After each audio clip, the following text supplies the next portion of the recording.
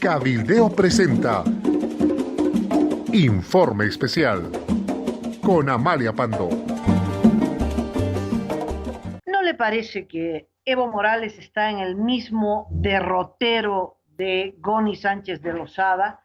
El derrotero que es sembrado por la tosudez. Cuando ya no quedan argumentos, cuando ya se perdió la autoridad moral, solo queda la violencia, solo queda la matanza. Y los muertos son, al final de cuentas, los que deslegitiman a un gobierno. Cuando los acontecimientos de febrero y octubre del 2003 le preguntaron a la defensora del pueblo de entonces, Anita Romero, cuál era la conclusión política después de tantos muertos y heridos, ella decía, bueno, un gobierno que mata a su pueblo no tiene legitimidad. Cuando ya se usan las balas para callar la protesta, ese gobierno tiene que irse. Y eso es lo que está pasando hoy también. Me tomé un tiempo para revisar los acontecimientos del 2003, de febrero, 12 y 14 de febrero del 2003, imágenes, fotografías, y uno no puede creer que estas cosas hubieran ya ocurrido y que Evo Morales no saque las conclusiones. En ese febrero, la policía y el ejército se agarraron a bala nada menos que en la misma Plaza Murillo, allí donde está el Poder Ejecutivo, donde está el Legislativo y la misma catedral. Se agarraron a balas. El saldo después de 2 días fue el de 31 muertos y más de 200 heridos, todos a bala.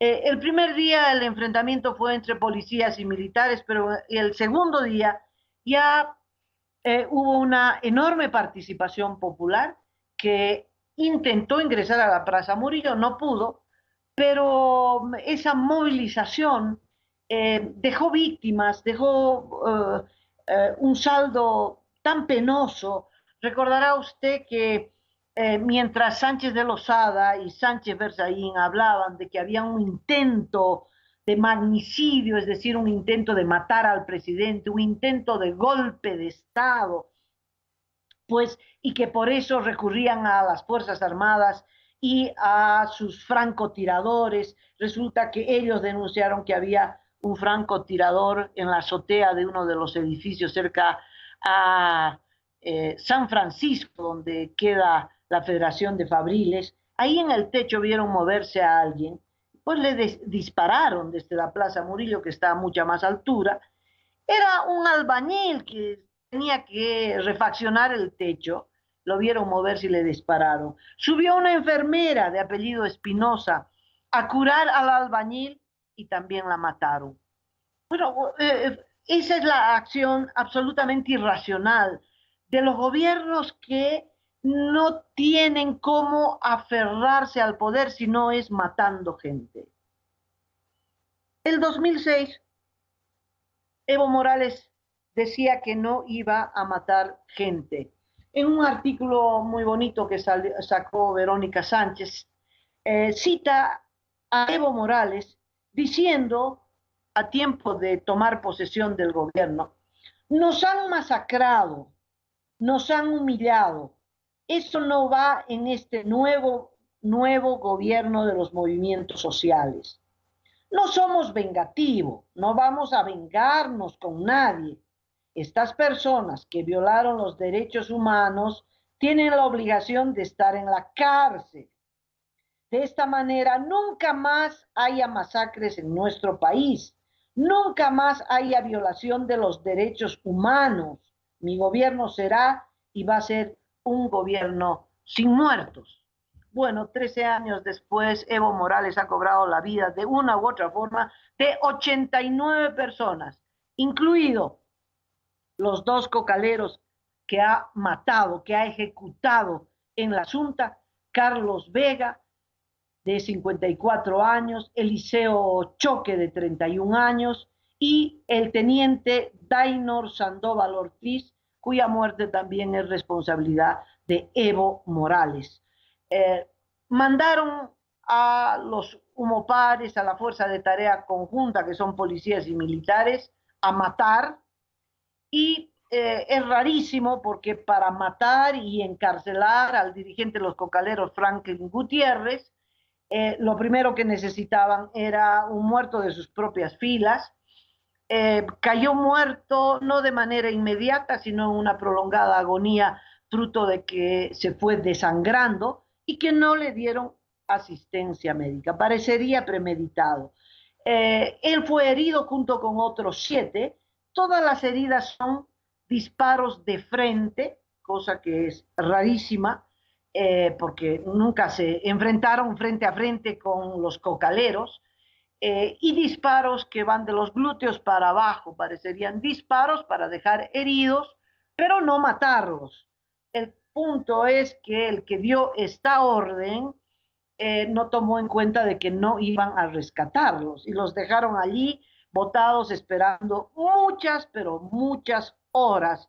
En esas horas, Dainor se desangró. Entonces, Dainor es parte de la irresponsable acción del gobierno y ahora después de que las madres, las esposas de estas 3 víctimas no encuentran consuelo, no saben qué será de sus familias y de sus hijos, Romero, el ministro responsable, dijo que ya no habrán más intervenciones en los yungas. No habrá más intervención, pero ya dejaron el tendanal de muertos y heridos, ya no habrá más. Dijo, aunque no nos resignamos a la erradicación, en la Asunta quedan 60 o 70 hectáreas de cocales. 60 o 70 hectáreas de cocales fueron los que provocaron semejante semejante represión con ay, no se me viene la palabra a la boca. ¿Cómo es posible, por Dios, que después de lo que han hecho, Romero dijo, ya no, nos retiramos?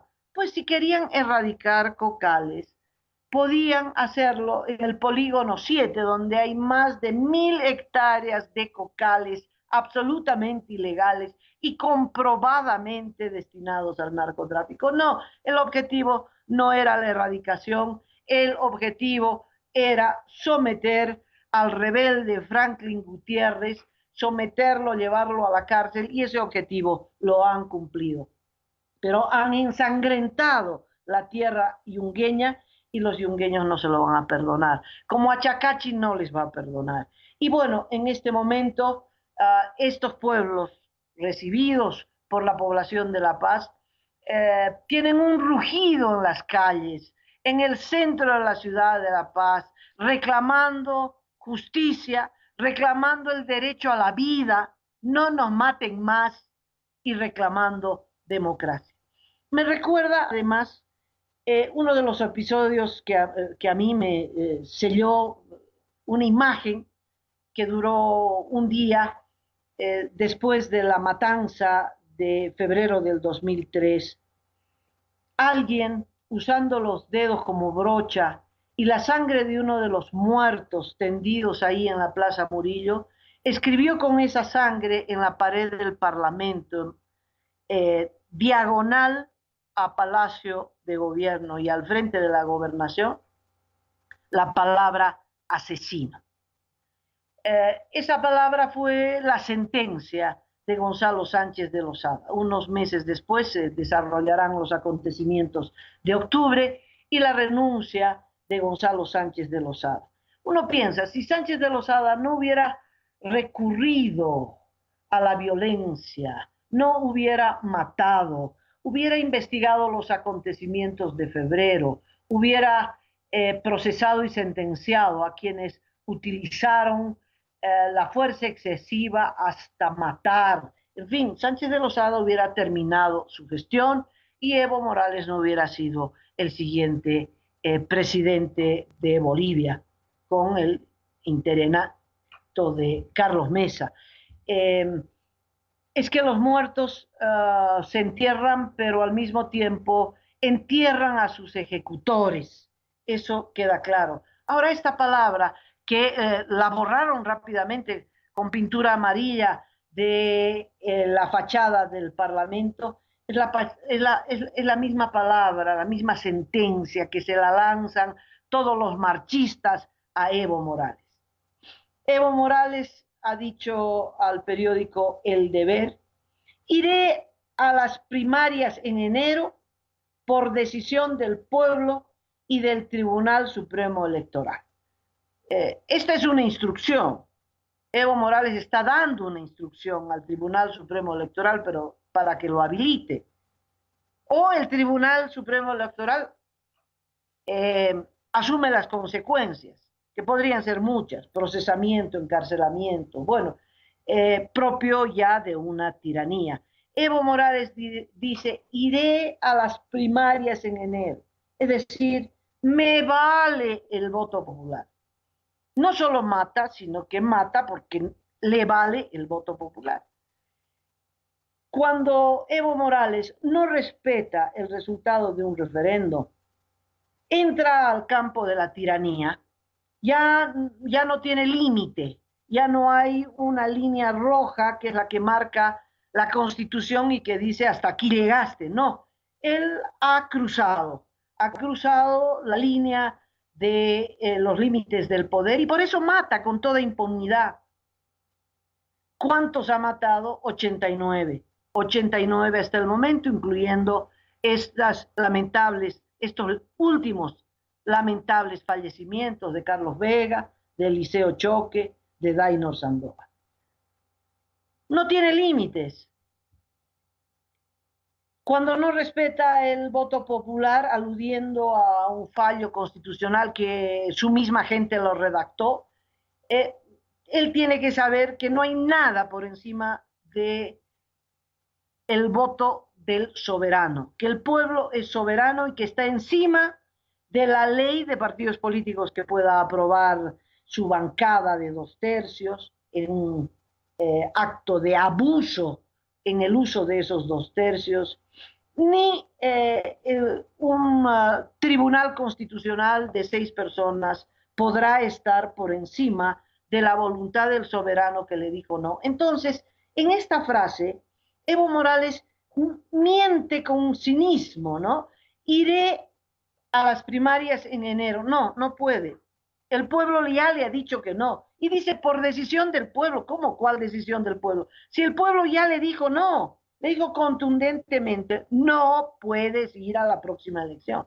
Y el Supremo Tribunal Electoral también ya se lo ha dicho, todavía en tono bajito, pero ya se lo ha dicho. El resultado del 21F es de cumplimiento obligatorio, es vinculante y de cumplimiento. Eso dice la ley.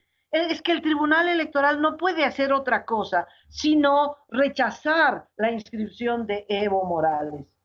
Pero está claro que con esta frase, Evo Morales marca la agenda política, diseña lo que va a hacer, es decir, contra el pueblo boliviano y contra el rugir del pueblo en las calles por la vida y la democracia.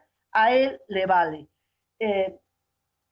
Como esos monitos que se tapan los ojos, que se tapan la boca, que se tapan los oídos. Usted ha visto que es un símbolo eso de la tosudez.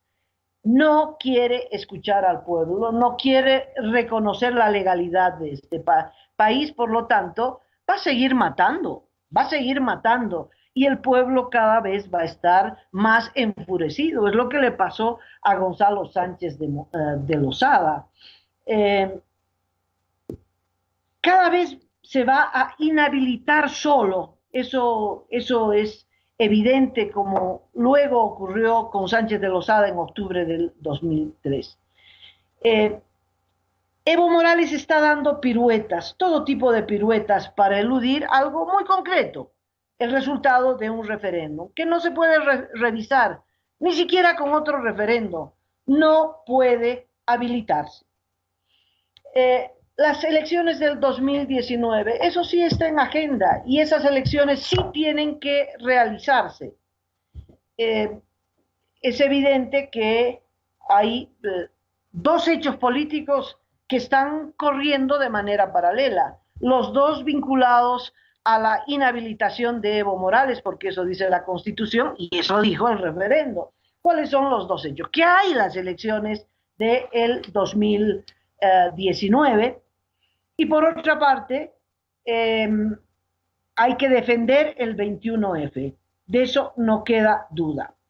Hay que defender el 21F en las calles.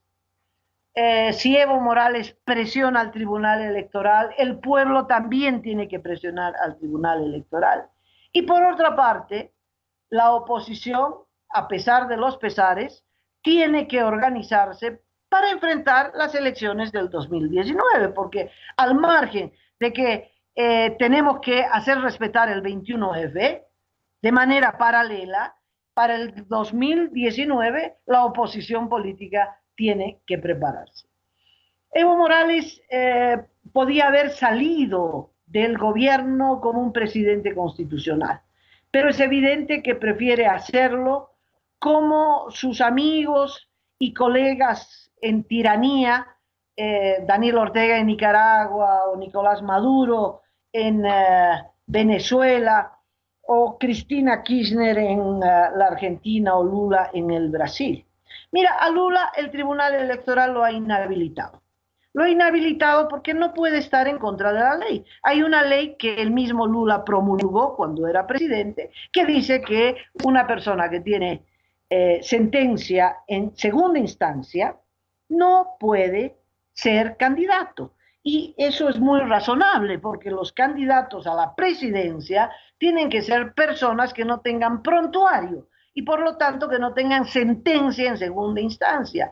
Lula está ya preso con una sentencia de 12 años, sentenciado en segunda instancia, por eso está preso, y lo han inhabilitado. El Partido de los Trabajadores, el partido de Lula, tiene que buscar otro candidato, porque su partido, por más fuerte que sea, y Lula, por más simpático que sea, no puede estar encima de la ley. Y esa es la lección que tiene que aprender Evo Morales. No puede estar encima de la ley, por más que el pueblo se lo pida, cosa que no es cierta, ¿verdad? Pero no puede colocarse encima de la ley. Por lo tanto, al igual que el PT del Brasil, el MAS de nuestro país tiene que buscar un candidato de recambio. Maduro, bueno, ¿qué va a dejar Maduro? Maduro está dejando un país en ruinas, un país del que hay que salir. Sabe que las mujeres embarazadas están yendo, son las que tienen prioridad porque quieren tener a sus hijos en otro país, porque dentro de Venezuela se van a morir, los bebés se van a morir. 2,5 millones de personas que están saliendo de Venezuela fruto del hambre y fruto, que quede claro, de un proyecto político y económico impulsado desde Venezuela y por lo tanto es el primer país en caer. ¿A eso quiere llegar Evo Morales? ¿Para eso se quiere quedar? Bueno, a Maduro lo van a sacar, de una u otra forma lo van a sacar. No va a durar 6 años más. Y en Nicaragua, que quiere quedarse 2 años más, supongamos que se quede después de 500 muertos y no sé qué cantidad impresionante de heridos y el colapso de su economía que dependía del petróleo de Venezuela. A Nicaragua ya no le llega el petróleo barato, subvencionado, casi regalado de Venezuela, y por lo tanto la combinación de la crisis social con la crisis económica, Nicaragua se va a pique. Digamos que el pueblo venezolano, que luchó tanto, que en la víspera salió a una autoconvocada marcha de las banderas reprimida con paramilitares, a bala, tiro, en fin. Supongamos que el pueblo nicaragüense valiente, como ha sido hasta ahora, igual no pueda tumbarlo a Daniel Ortega. Bueno, se va a quedar 2 años más y eso sería todo. Y se va a ir directito a la cárcel, como lo hará Cristina, porque Cristina, que espera ir a las elecciones del próximo año, no va a poder porque va a estar en la cárcel. Después de todo lo que se ha descubierto, después de las coimas por obras, las delaciones de los empresarios, de los propios funcionarios de su gobierno, Cristina no tiene otro camino. Cristina irá del Senado a la cárcel, de eso no hay duda. Macri tal vez no pueda capitalizar la derrota y la mala hora de Cristina porque a Macri le está yendo muy mal en materia económica. Está cerrando 10 ministerios, pero no logra parar la inflación, no logra salir de la recesión, en fin. Aunque Macri no gana, tampoco Cristina volverá. No, de eso no tengo la menor duda. ¿Y Evo Morales qué va a hacer en el marco de que ya sus amigos estén todos presos o buscados por la Interpol? ¿No tendría que irse más bien como presidente constitucional en vez de irse buscado por el FBI, buscado por corrupción, buscado por violar la Constitución, buscado por matar tanta gente, porque para quedarse, para este su proyecto de ir a las primarias y luego ir a las elecciones, la única forma de hacerlo es matando, matando y matando. Y el que mata no solo se va de palacio, sino que va a ser buscado, ¿no? Como Goni asilado en Estados Unidos. ¿Dónde va a ir Evo Morales? A Cuba. Pero nunca más podrá volver al país. ¿Es eso lo que está buscando? Bueno, como fuera, creo que el destino de Evo Morales, fruto de esta tosudez política, va a ser un destino trágico. Junto con esto, no hay duda que tenemos que dar la batalla en las calles y en las urnas. Las plataformas que se han reunido, no son todas ni el 100%, pero una parte de ellas importante, que se han reunido en Sucre, pues han lanzado acertadamente la orientación de salir a la calle a pelear en apoyo a los yungueños que están defendiendo la vida y la democracia, en apoyo a todos los que luchan en defensa del 21F, han manifestado que irán a una huelga indefinida si es que el Tribunal Electoral viola las leyes y habilita a Evo Morales, pero al mismo tiempo piden a los partidos políticos abstenerse de actuar, y eso está muy mal. Si los partidos políticos se abstienen de actuar, vamos a la derrota. Los partidos políticos son los protagonistas de las próximas elecciones y los que se sienten líderes de las plataformas o forman una agrupación ciudadana para postular a la presidencia, no creo que les alcance el tiempo, o se convierten en un partido político y también postulan a quien les parezca pueda cumplir este rol. Me parece muy bien, pero como plataforma en sí no podrán tener el protagonismo de los partidos políticos. Los partidos políticos tienen ya, mientras las plataformas y todos estamos en las calles y los partidos políticos también en las calles defendiendo el 21F, eso no quita que hay una agenda electoral y que queremos todos que haya elecciones el 2019, porque es la fecha en la que Evo Morales, o es el acontecimiento por el que Evo Morales tiene que irse, porque no está habilitado para esas elecciones y tendremos que batallar para que no lo habilite. Y segundo, porque hay elecciones y tenemos que escoger a un partido distinto al del MAS, a un candidato distinto a los del MAS. Y entonces los partidos políticos tienen, y poco tiempo, para reunirse, establecer una estrategia, buscar un candidato que yo espero sea Carlos Mesa para que unifique a los partidos de oposición.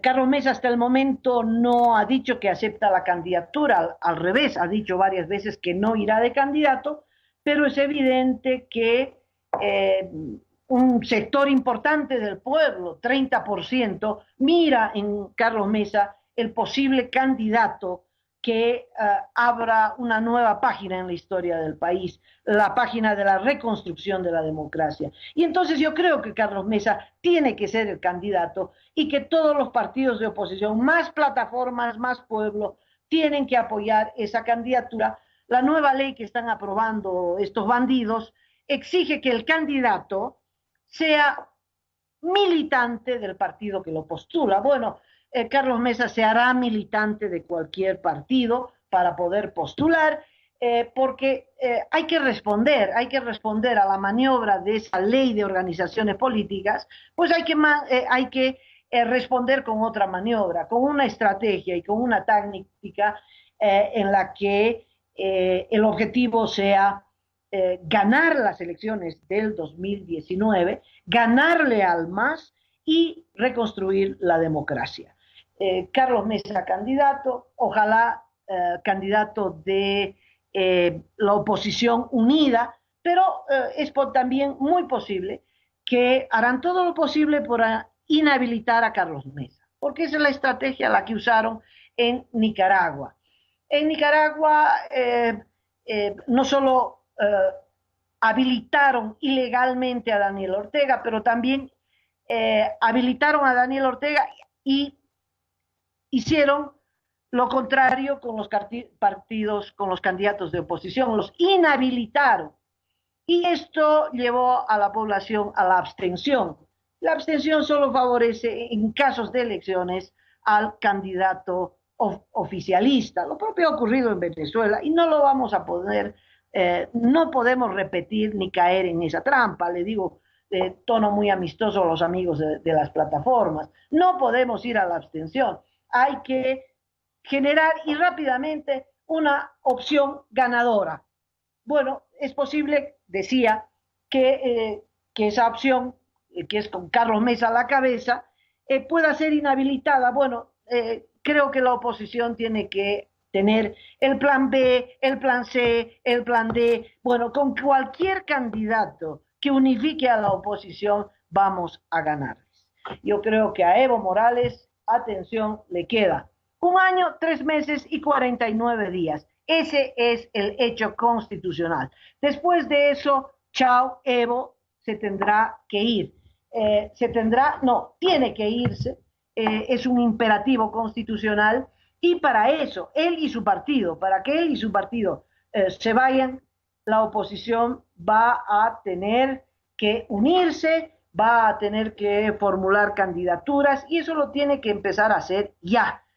Al margen de que si le guste o no le guste a las plataformas, porque las plataformas no podrán reemplazar el rol protagónico que en materia electoral cumplen los partidos políticos. Bueno, hasta aquí llega mi intervención de lunes. Ha sido un gusto estar con ustedes y con otro informe especial estaré mañana a las 10. Muchas gracias.